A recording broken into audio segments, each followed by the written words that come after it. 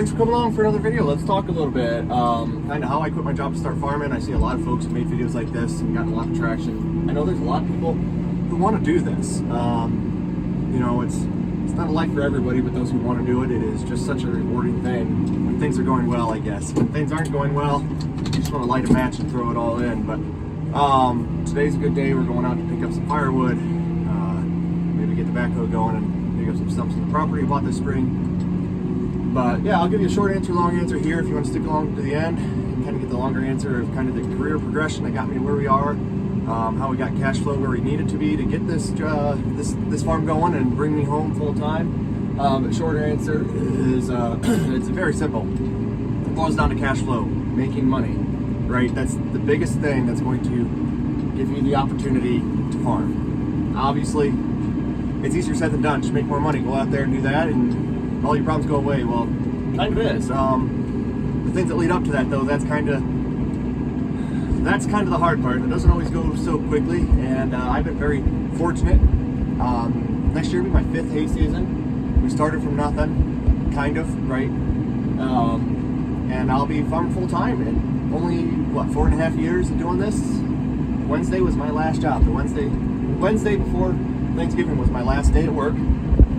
So right now is the Saturday after Thanksgiving, and I mean, yesterday we got so much done, and we would have either way, whether I was working or not, because I would have the day off from work. But to be able to do both work and farming, it's just getting to be too much. So now that we're home full time, we're going to be able to tackle some projects, be a little bit more timely with certain things, hopefully put more money in our pocket.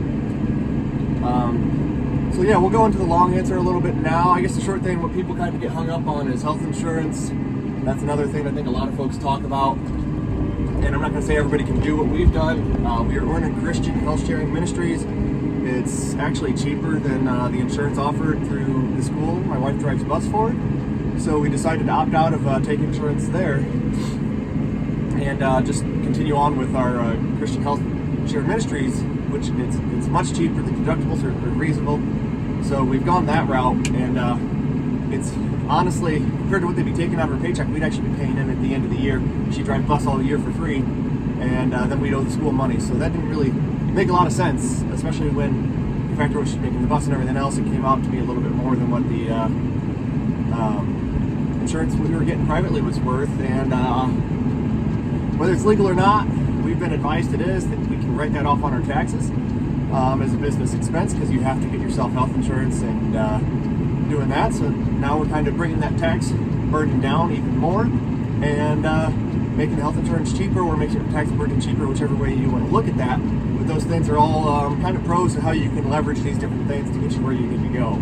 So we'll get to the long story a little bit here, kind of where I started working in ag, got the bug for it. You know, my family farmed growing up. My uncles did. My dad helped on the farm.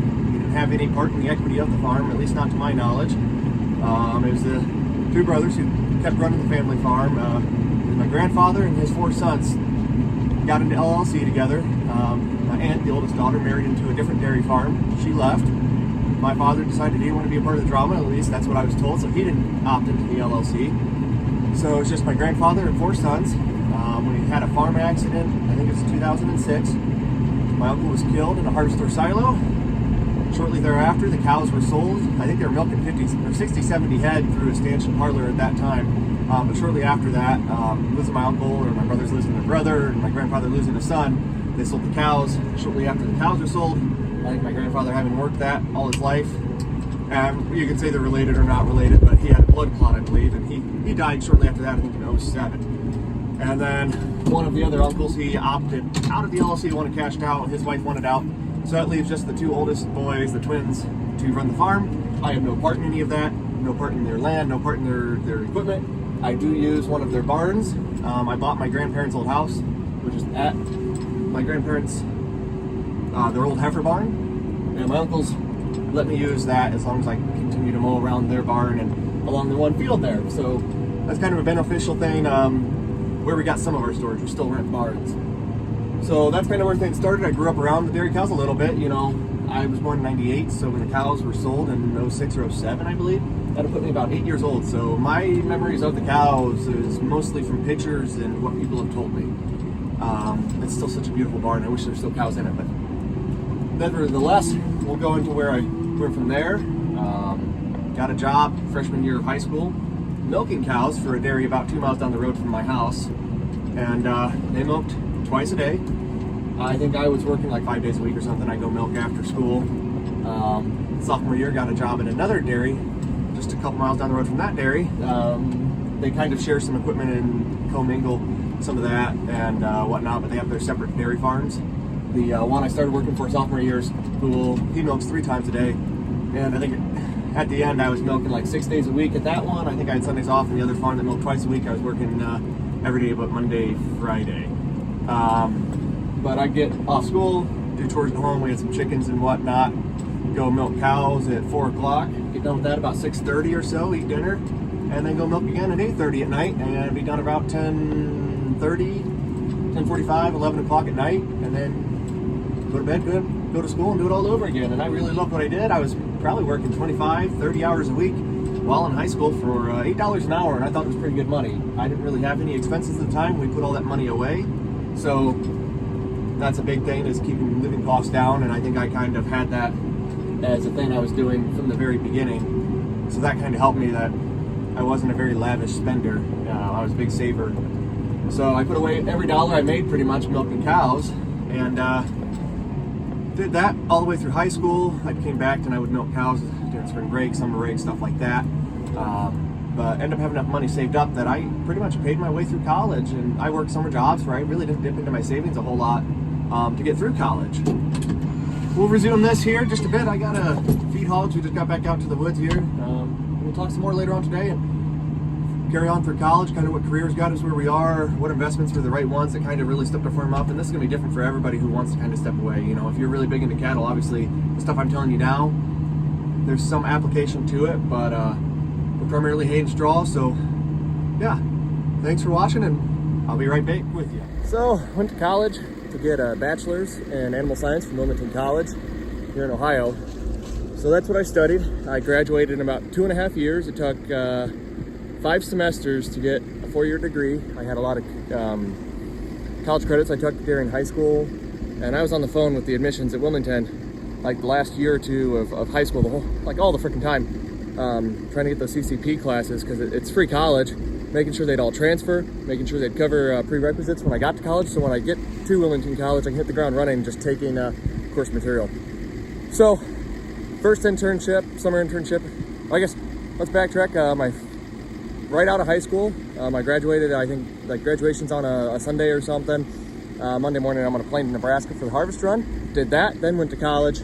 The next summer I was alfalfa scouting intern, I guess you would call it, for Winfield United. So I spent all summer scouting alfalfa fields, mostly in that Mercer-Dark County area of Ohio, which would be central western Ohio, some here in northwest Ohio, a little bit in the northeastern Indiana, and then a whole crap ton of fields up in the thumb of Michigan. And I stayed in Frankenmuth most of the time with that. Doesn't really matter, but it's just tourist town. I'm getting a hotel there because that's just where most of the fields are around that area. So that was kind of a neat little thing. Just scouted hundreds and thousands of acres of alfalfa. They got me some ride-alongs with nutritionists through Purina. Got to see some cool stuff with that. I got to go to Pennsylvania and see some really cool dairies. I think I saw the first rotary parlor ever built east of the Mississippi, or maybe the first one built in the country. It was like a 36-stall rotary parlor, really cool. I got to go see the place where they do the genetics for alfalfa up in Wisconsin. So we got to see some really neat stuff with that internship. Takes us into our second year of college. Did not find an internship for the second summer, or my final summer of college, because I really only had 2.5 years, only 2 summers. I graduated in the winter. Did not find an internship. Did find a summer job at my local alfalfa mill.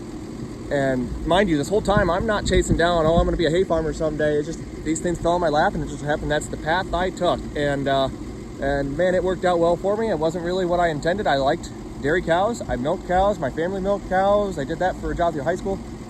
I knew I wanted to milk cows. That's my plan. That's what I wanted to try to get into, milking cows, starting a dairy farm. I had talked to a guy up maybe 15 miles north of where I lived.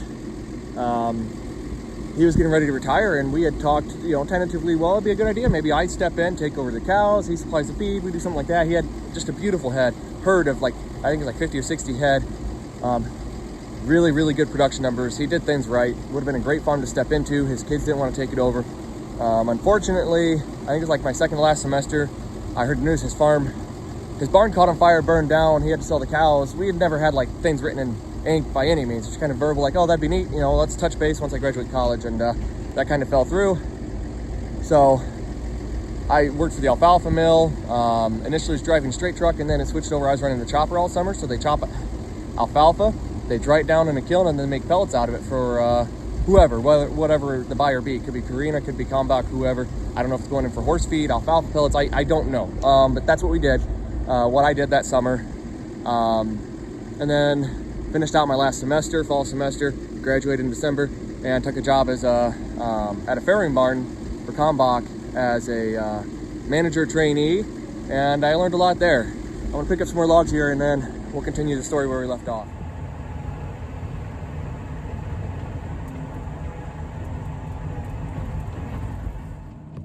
So I worked at that farrowing barn for about a year or so, or just under a year.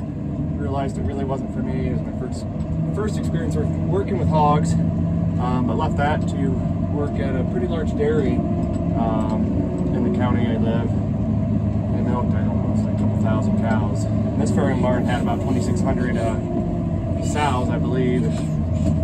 So that was definitely neat, but I left there, bought a few sows. We tried farrowing ourselves. We couldn't get them bred back, so we actually got out of raising hogs early on because, one, they weren't bringing back, and two, corn was getting more and more expensive. And then I can do a whole story kind of how we started farming, but you know, at that time we started just acquiring Oliver hay equipment because we already had the Oliver tractor, and I thought it would be fun. And it was. We weren't making hay at that time, and one thing led into another, and that kind of all started. Worked at that dairy for about a year and a half, maybe. It definitely wasn't a step up like that sow barn definitely had, you know, the benefits, 401k, all that stuff. The dairy, I think, had some retirement, but no health insurance. My dad thought it was a mistake going there, but it gave me some experience. It started out as like a cropping manager, so I got to look at some different software. I mowed a lot of hay, you know, triple mowers. We're mowing a couple hundred acres of alfalfa down in a day, so that was really neat. Got to pack silage, got to haul manure, really cool stuff like that. So we had a lot of neat experience running some different equipment, doing it on a bigger scale.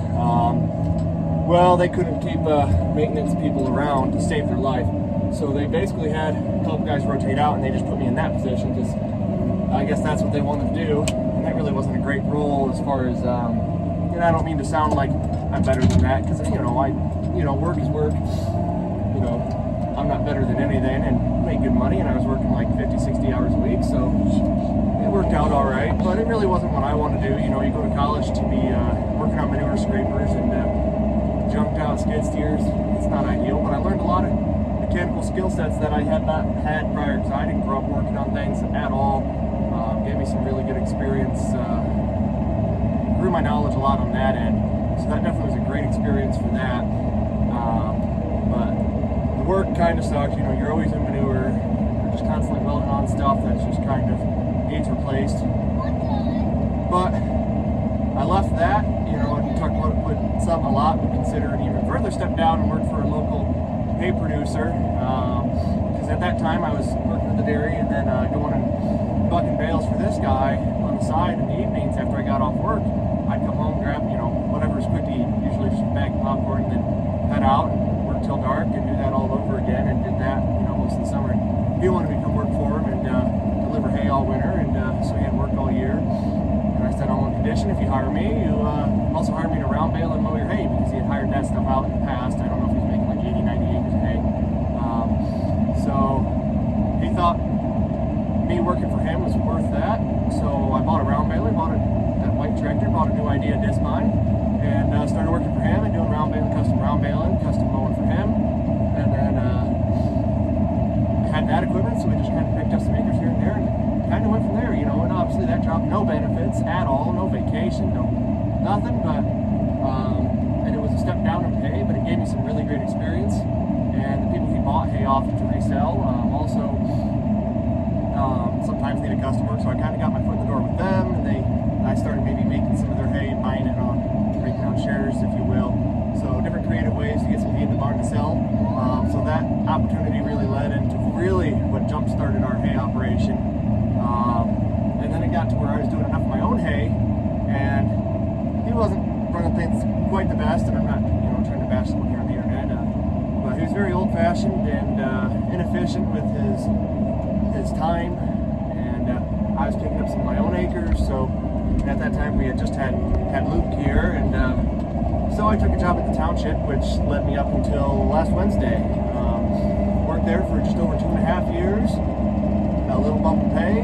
Did have vacation. Did not have health insurance, but it did have vacation. It did have holidays. It did have OPERS, the retirement. So those things are nice. A little bit better pay.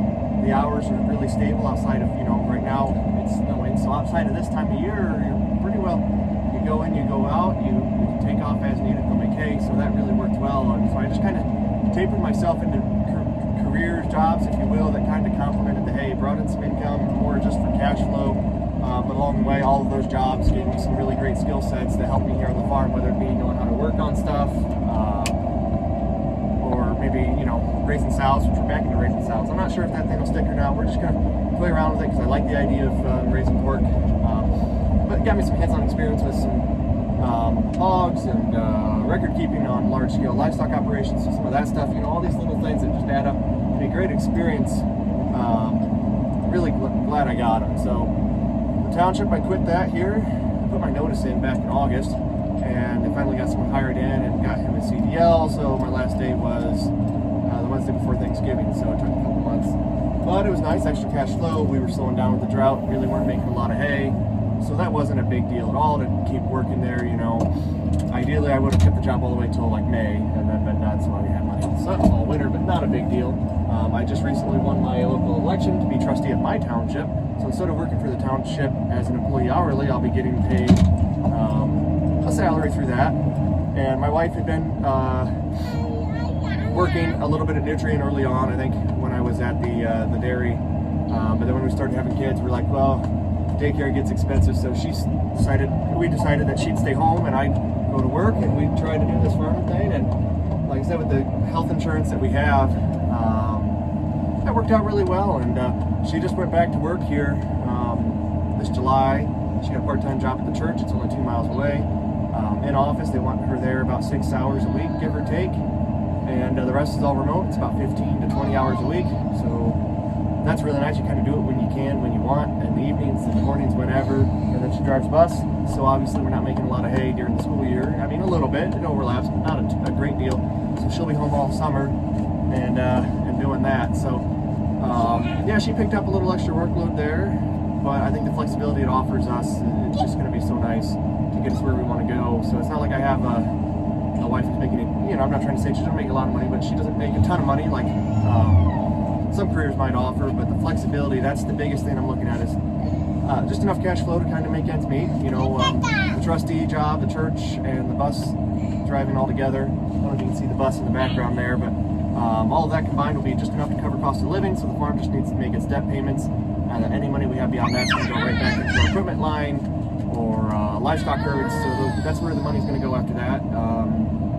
So yeah, that's kind of how I quit my job to farm full time, and I guess I'll be doing the trustee thing on the side. But outside of winter time, to my understanding, it's you don't have a lot unless roads are flooding, which we have pretty good drainage district here in our township. It's just pushing snow in the winter, and then one meeting a month, and then maybe quarterly meetings with the county. So I think that's really conducive to allowing us the freedom we need, but some cash flow. So yeah, if you have any questions, drop them in the comments. I can make videos on anything, show you kind of what we're doing, and yeah, we're really stoked to be where we are. I really love the opportunity we have here before us, and this is just something I've dreamed of doing for a very long time. The hay's been just a huge thing for us. You can see we've had some oak hay behind us, and we just bought our first farm, 50-acre farm this spring, and within the same year taking on not quite $500,000 debt, I quit my job. So yeah. But I think all these things, we've run the numbers. I know where cash flow should be. I'm confident and comfortable where we're at. Really excited to see where the future leads. We have some big plans. So stick along, watch our videos, and we'll take you along for the ride.